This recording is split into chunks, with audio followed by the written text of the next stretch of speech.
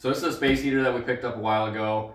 Basically the bathroom in our house is at the end of the house, so it gets kind of cold in there compared to the rest of the house. So we figured a space heater would be a good option.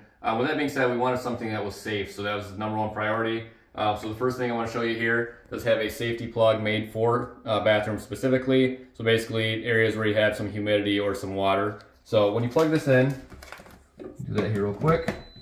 First thing you'll see, it does show you right on the front panel there that it's plugged in, so that's good to see. It's a little red indicator there.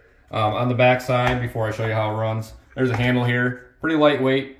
We keep it up on the counter. You could probably put it on the floor if you wanted to as well. Also down below, you do have a filter. That's the back piece here, so you'll feel some airflow when it's running. Basically, you can just pop that off like that, and this piece is cleanable, washable.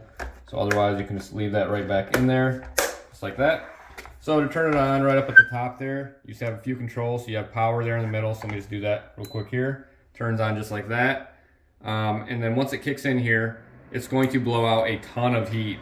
And when I say a ton of heat, you're not gonna wanna be sitting right in front of this thing. So it's definitely good to put it in an area that kind of fills the room for you, but it's not right in front of where you're at.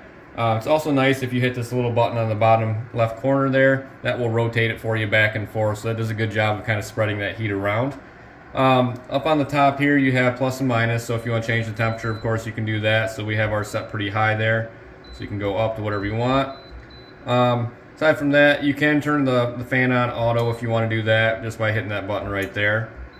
So, and then when you're done, so let's say we want to turn it off, you hit power there in the middle, and you'll get a 30-second cool down period where it's kind of cooling down the internal components.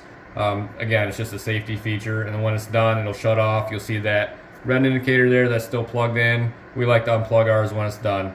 Like I said, we're just looking for something for the bathroom, safety being important. This has worked out extremely well for us and does a very good job of heating the room.